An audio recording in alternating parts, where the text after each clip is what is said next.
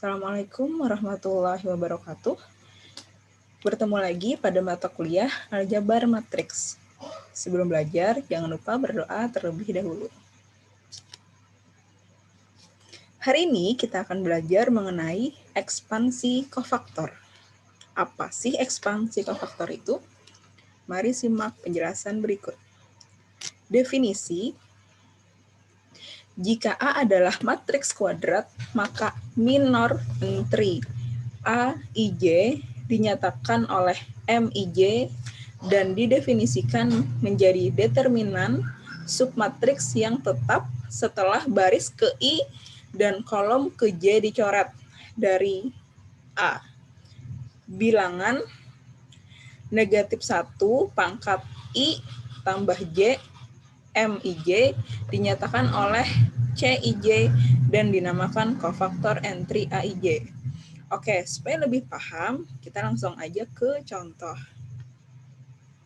Contoh 26, misalkan ada sebuah matriks berukuran 3 kali 3, ini ada matriks A. Nah, minor entry A11. Ingat, A11 artinya entry baris 1, kolom 1. Nah, untuk menentukan minor A11, kita tutup dulu atau kita coret dulu entry-entry di baris 1 dan di kolom 1. Nah, baris 1 yang mana? Yang ini.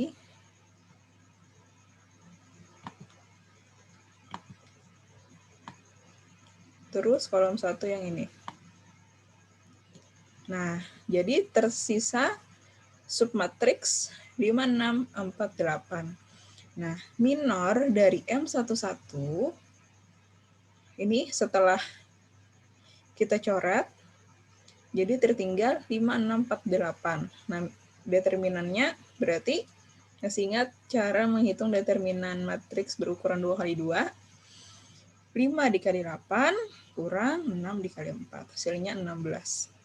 Lalu kofaktornya C11 berarti negatif 1. Tadi kan rumusnya CIJ sama dengan negatif 1 I tambah J MIJ.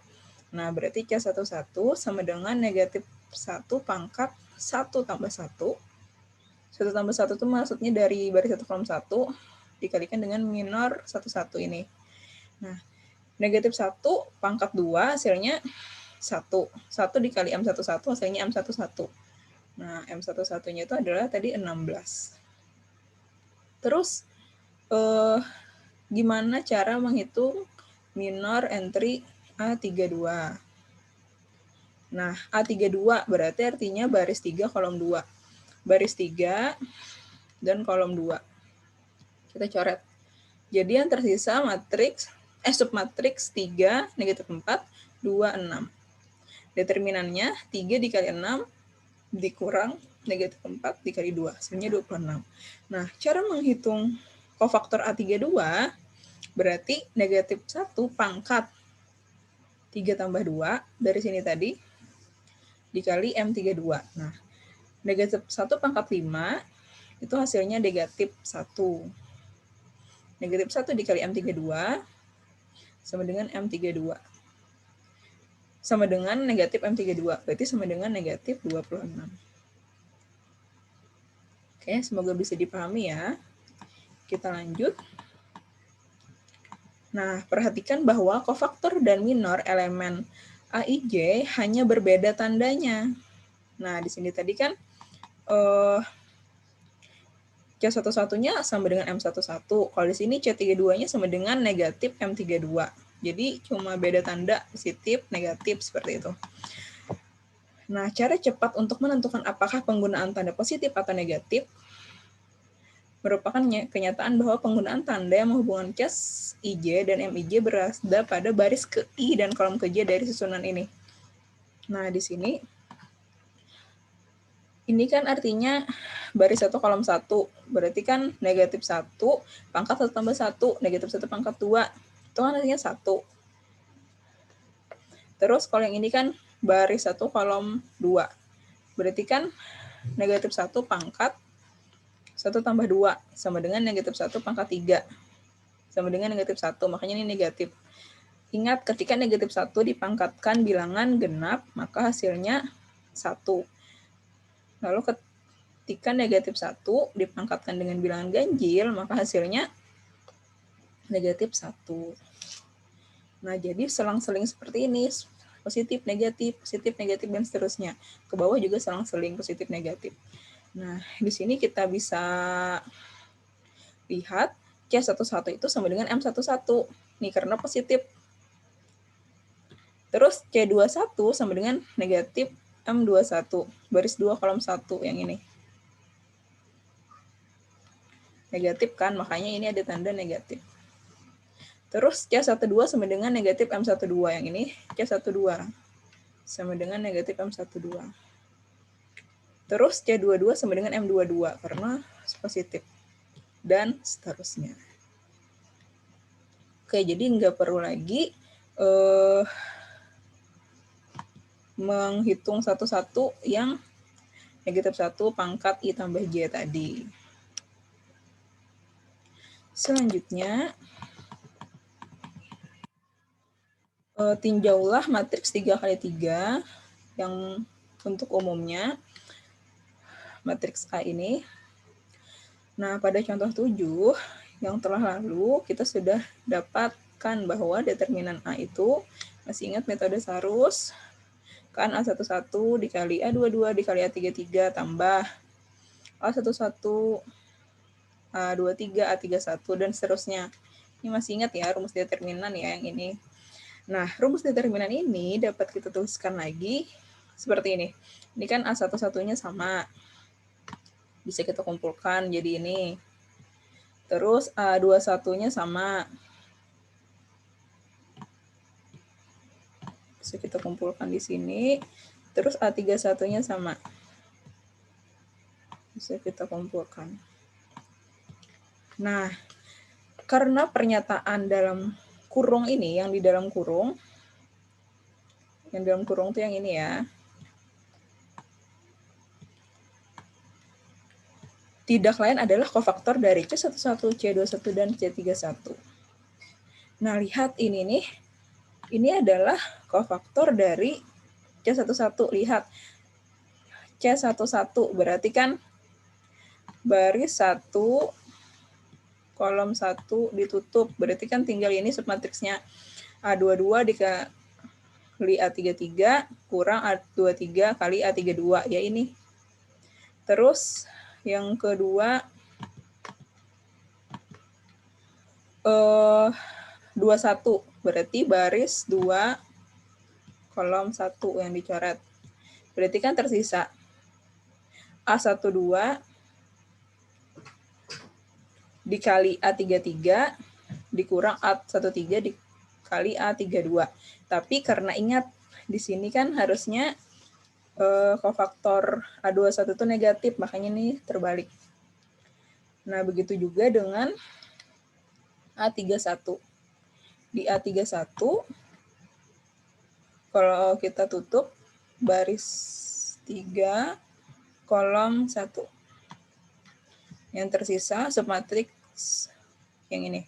Berarti determinannya A12 dikali A23 kurang A13 kali A22. Nah, di sini bisa kita lihat, berarti kan determinan A ini berarti A11 dikalikan C11 ini, terus A21 dikalikan C21, terus A31 dikalikan dengan C31. Nah, persamaan ini memperlihatkan bahwa determinan A dapat dihitung dengan mengalihkan entry-entry pada kolom pertama A. Ini kan kolom pertama nih yang dikalikan. Dengan kofaktor-kofaktornya. Dan menambahkan hasil kalinya. Nah, metode menghitung determinan A ini dinamakan ekspansi kofaktor sepanjang kolom pertama A. Nah, jadi udah tahu ya tadi di judul apa itu ekspansi kofaktor? Ya, seperti ini. Nah, ini dinamakan ekspansi kofaktor sepanjang kolom pertama karena yang dikalikan yang entry-entry di kolom pertama dengan kofaktor-kofaktornya. Oke, kita masuk ke contoh 27. Di sini kita lihat ada sebuah matriks berukuran 3 kali 3. Terus hitunglah determinan matriks A dengan metode ekspansi kofaktor sepanjang kolom pertama A. Oke, kita hitung. Yang pertama, entry ini, baris 1, kolom 1. Nah, karena itu berarti baris 1, kolom 1 kita coret baris 1, kolom 1. Yang tersisa submatriks negatif 4, 3, 4, negatif 2. Determinannya, oke nanti. Nih, ini kan 3. Terus determinannya ini negatif 4 kali negatif 2. 16 dikurang 3 kali 4.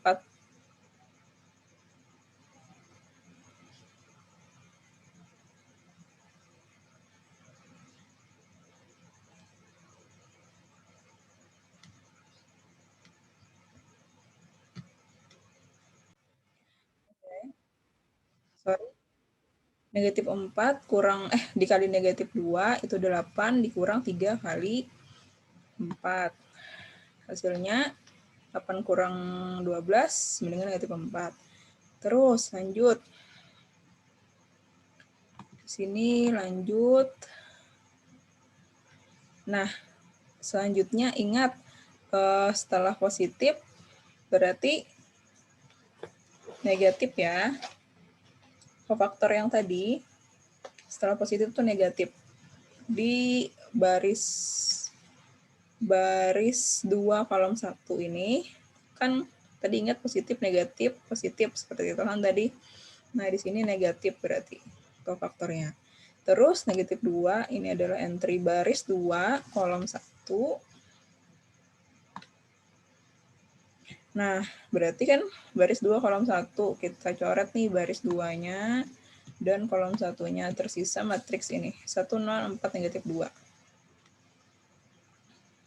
Ini determinannya negatif 2. Oke, sekarang tambah.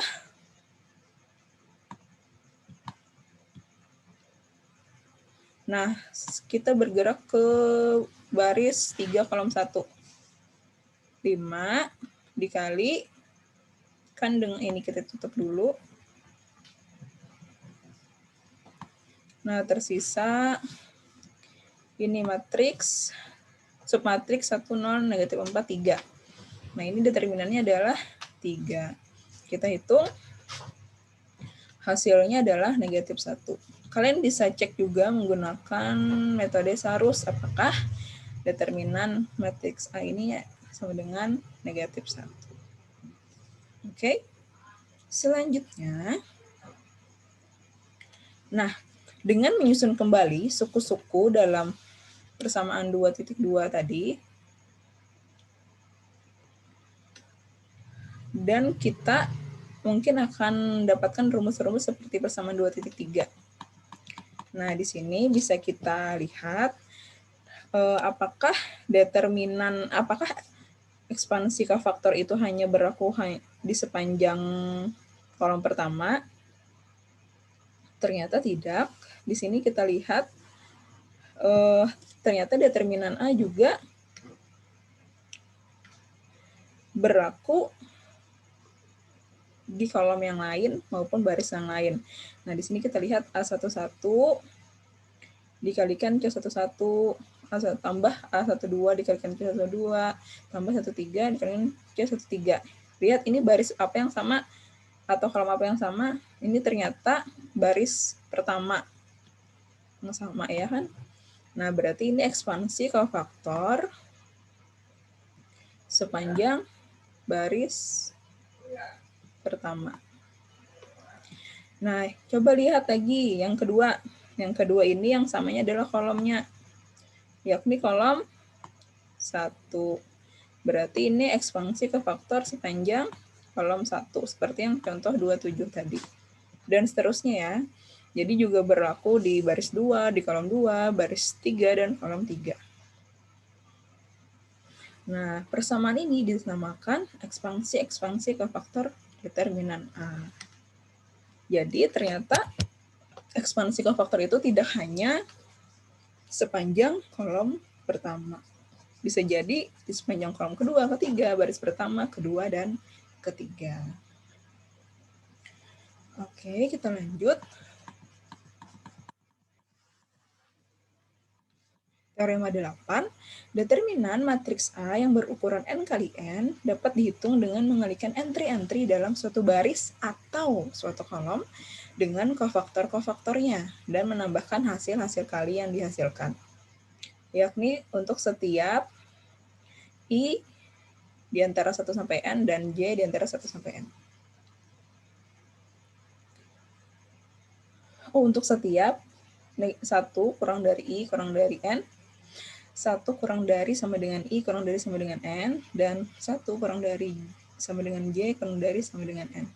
Maka determinan A itu ekspansi kofaktor sepanjang kolom ke J, dan bisa juga ekspansi kofaktor sepanjang baris ke I. Jadi berlaku untuk baris maupun kolom. Kita lihat ke contoh 28 untuk menggunakan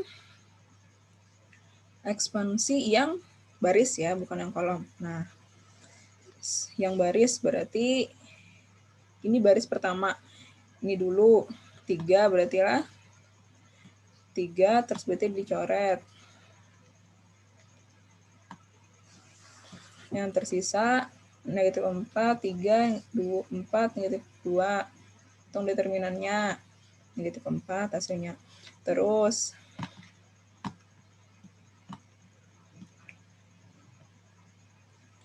yang kedua, ingat habis positif negatif ya, di sini kofaktornya nih negatif.